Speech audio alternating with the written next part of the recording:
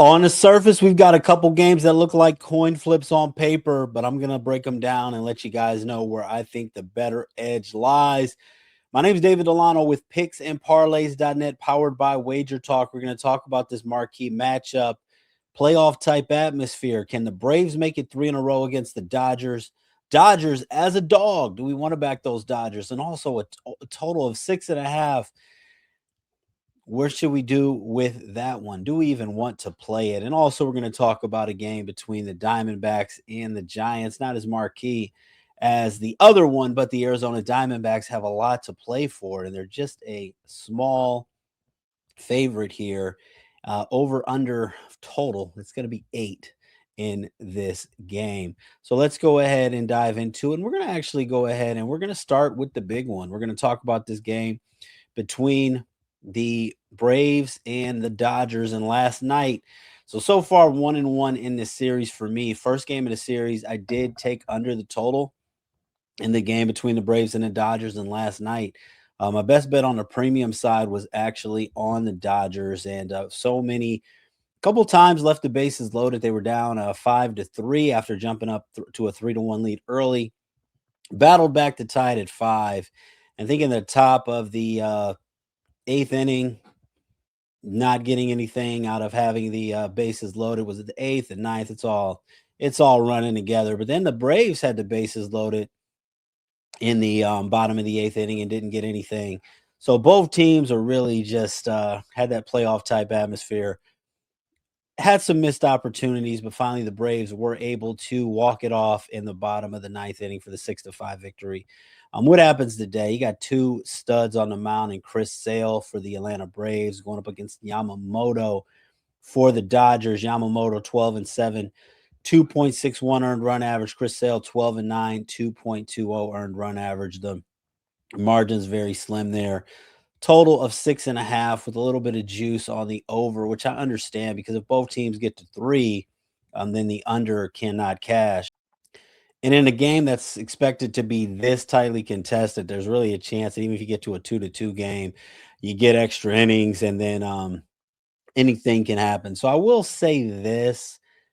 I'm going to stay away from the total because there's so many different scenarios I can see getting to the over, but I don't really want to go to the over in this one.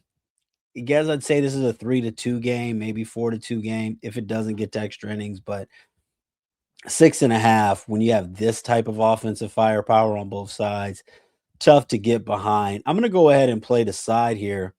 And Chris Sale has been outstanding, but the Braves have still managed to lose his last 3 starts: 2-1 to the Brewers, 2-0 to Arizona, 5-4 at Yankee Stadium. Prior to that, had a 1-0 victory against the Mets. So some tight losses there for Chris Sale. 6 innings is pretty much going to be as long as he's going to go. Yamamoto on the other side. Dodgers have won his last 3 games. Now, one of those games was against the Pittsburgh Pirates, and it was an extra innings, but they had a 3-1 win against Milwaukee, 2-1 win against Arizona.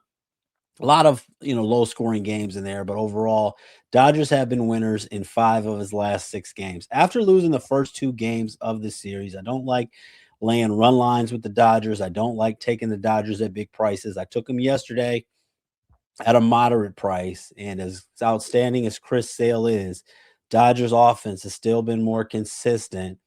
Yamamoto as a dog with the Dodgers coming off of back-to-back losses in this series.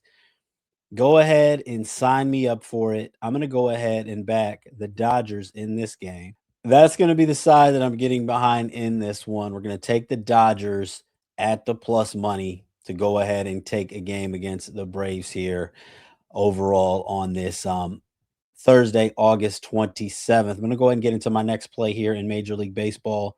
Also want to let you guys know, subscribe to this YouTube channel. You're going to have a video up. Cleveland Browns, New England Patriots, final preseason game. Also, we've got some weekend college football plays for myself and other handicappers here over on the Wager Talk YouTube channel. My premium plays are going to be on Picks and Parlays, however, and you can get all of my favorite plays over there each and every day.